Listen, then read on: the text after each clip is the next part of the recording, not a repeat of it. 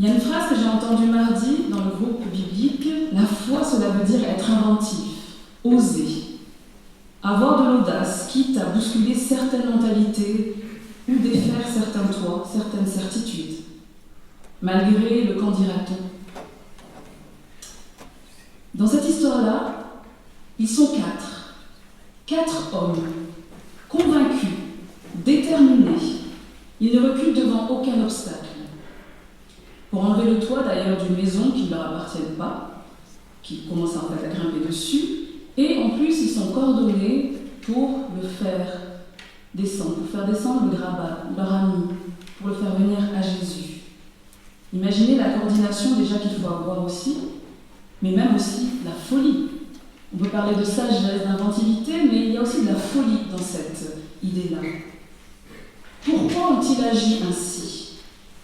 On nous dit qu'il n'y avait pas de place, il y avait une grande foule, et donc pas de place pour ce malade-là. Est-ce que cela fait écho à notre histoire ?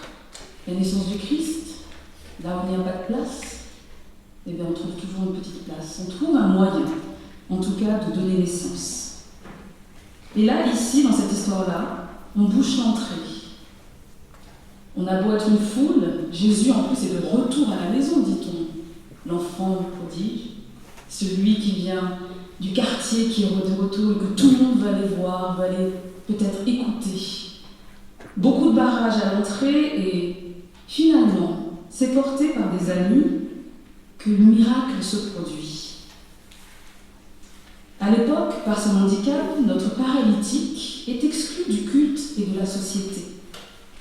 Pour tout le monde, c'était une évidence qu'une personne atteinte d'une santé physique moindre avait été pécheur.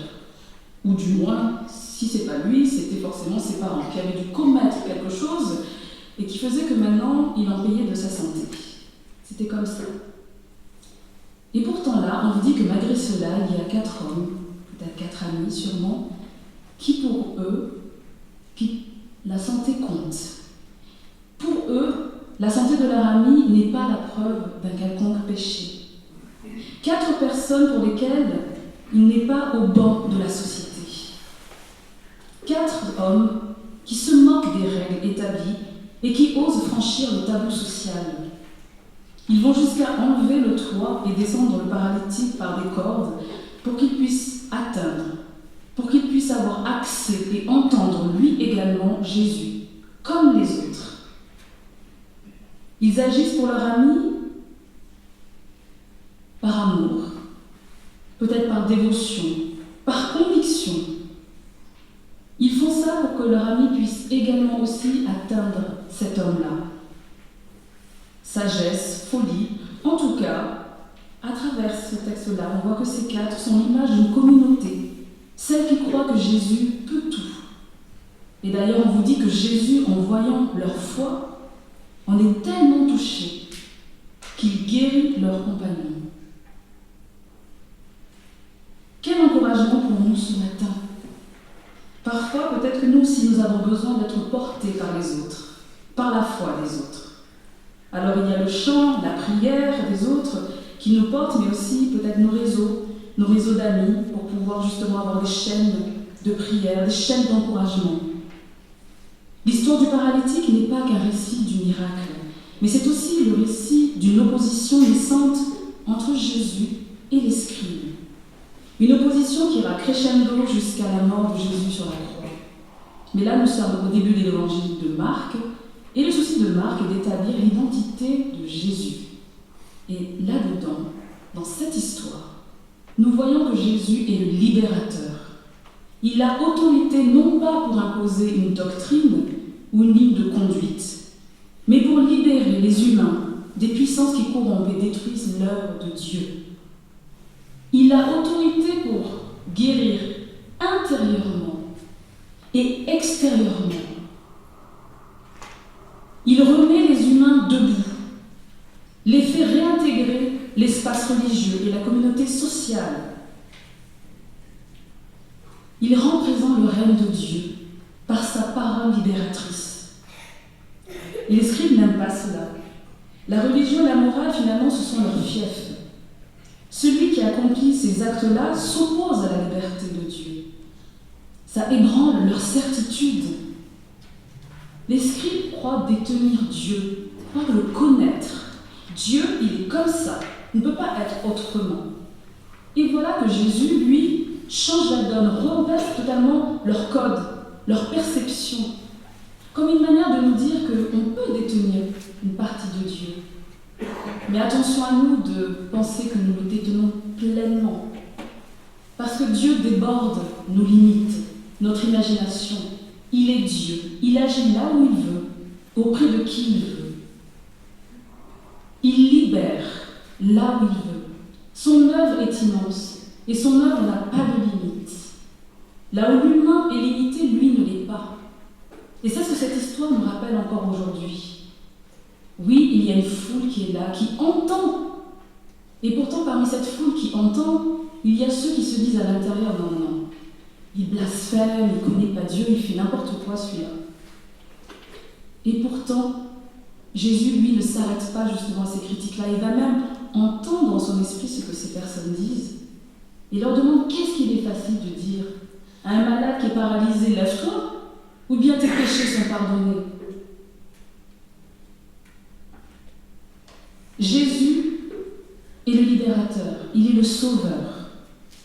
Et voyez-vous, c'est amené par ses amis qu'il va agir. Cet homme paralytique, on ne connaît pas son nom, son identité. Il n'a même pas parlé. Et pourtant, il est amené grâce à ces 4 piliers. Ces hommes de foi, ces hommes qui ont tout bravé pour amener leur ami. Et d'ailleurs, observez dans ce texte-là que Jésus ne s'adresse pas à eux, pourtant c'est eux qui ont agi, la foi agissante, la foi en action. C'est eux qui ont été leurs amis, et pourtant Jésus, lui, va s'adresser directement à celui que l'on condamne, celui qui est paralytique, celui qui est malade, celui qui a cette identité de malade tout simplement. Il lui dit qu'il doit se relever. Non seulement prendre son lit, son grabat, mais retourner en plus dans sa maison, se mettre en marche. Comme une manière de nous dire également aussi que lorsque nous avons des soucis, il ne s'agit pas de tout laisser parfois de côté. Lorsque nous-mêmes, en fait, peut-être Dieu nous demande de nous relever, quels que soient nos problèmes, notre maladie, nos doutes, nos difficultés, nos obstacles. Peut-être qu'en ce moment nous sommes à terre pour différentes raisons. Peut-être que nous sommes portés par des personnes en prière, physiquement. En tout cas, Jésus, lui, va s'adresser à lui, va le relever, mais non seulement lui donner à nouveau une identité, lui redonner sa place dans la société, et de prendre avec lui cette ancienne identité, de marcher dedans, parce qu'elle fait partie de son histoire, peut-être de ne pas l'oublier, mais de retourner là où justement Jésus lui dit d'aller, dans sa maison. Cet homme n'a rien dit, il l'a exécuté également aussi. On a parlé lors du groupe de mardi soir, c'est assez étonnant d'ailleurs. Il a juste écouté et s'est mis en mouvement. Car c'est ça, la parole de Dieu met en mouvement. Il enseigne, mais aussi son enseignement est suivi des faits. Certains attendent toujours des miracles spectaculaires. Alors là, il y en a eu un, les gens ont pu être témoins. Et d'ailleurs, ça a fait bouger en fait tous les groupes. Parce que finalement, à la vue de cet homme qui se lève, que tout le monde connaissait justement, ils sont hors d'eux, ils sont justement bouleversés. Quelque chose en fait les a fait se déplacer. Là où les limites leur étaient incombées, là où la maladie limitait les choses, avec la parole de Dieu, avec la parole de Jésus, quelque chose s'est déplacé. Et eux ont pu constater justement ce miracle-là. Mais une de mes questions pour vous aujourd'hui, c'est quels sont les miracles que vous avez vus, vous, que vous avez expérimentés? Pas forcément à la vue de tout le monde, le spectaculaire, alors oui, on a des signes qui sont visibles de tous, mais il y a des choses que vous avez dû vivre en vous, chez vous. Ou peut-être qu'actuellement, il y a justement en fait, des miracles que vous attendez. Et vous priez le Seigneur en fait à genoux, justement, de pouvoir réaliser ces choses-là. Cette histoire nous dit aussi que lorsqu'on est en souci, en problème, ne restez pas sur le côté. Ne restez pas à l'écart. Confiez-vous à 1, 2, peut-être 4 amis qui pourront vous porter peut-être dans cette prière, qui pourront vous porter physiquement aussi dans ce que vous vivez. Parce que c'est ça aussi le but de la communauté. Alors oui, nous nous voyons ici le dimanche, nous prions, nous chantons, mais finalement, est-ce qu'on se connaît? Dans une église, dans une communauté, il y a plusieurs groupes. Parfois on dit qu'il y a les enfants d'un côté, d'ailleurs ils sont partis, on dit qu'il y a les anciens, il y a peut-être le groupe de la chorale, il y a le conseil de paroisse, il y a différents groupes en fait, avec peut-être différents intérêts. Mais en tout cas, le dimanche, ensemble, nous ne formons qu'un. Et lorsque nous sommes appelés à prier, nous prions les uns pour les autres, non pas seulement pour ceux qui sont à l'autre bout de la terre, mais pour le voisin, celui qui est assis à côté de nous. Nous ne savons pas ce qu'il vit ou ce qu'elle vit. Mais en tout cas, nous sommes appelés à ouvrir nos tentes, ouvrir notre cœur pour prier, pour le soutenir dans ce qu'il ou elle vit. Jésus, ici, se laisse aussi interrompre. Je ne sais pas quelle tête il a dû faire lorsque ce toit a dû être découvert, même je ne sais pas comment vous aurez réagi si chez vous, vous avez un hôte de marque sévère, il y a du monde chez vous, et vous voyez le toit de votre maison en train de se faire fissurer, de se faire massacrer. En tout cas, ce qui est arrivé là, ce n'est pas seulement en fait que pour cet homme-là, ça a été aussi un signe de bénédiction pour beaucoup, pour cette foule-là. Parfois, justement, même quand nous venons ici, peut-être à l'église, peut-être à d'autres événements, nous sommes empêchés par différents obstacles. Peut-être qu'on s'est disputé avant de venir à l'église, peut-être qu'on a du mal à se lever, peut-être que justement il y a plein de choses qui nous contrarient, on ne veut pas venir écouter la parole, on n'a pas envie de se rassembler. Beaucoup de choses font obstacle dans notre vie.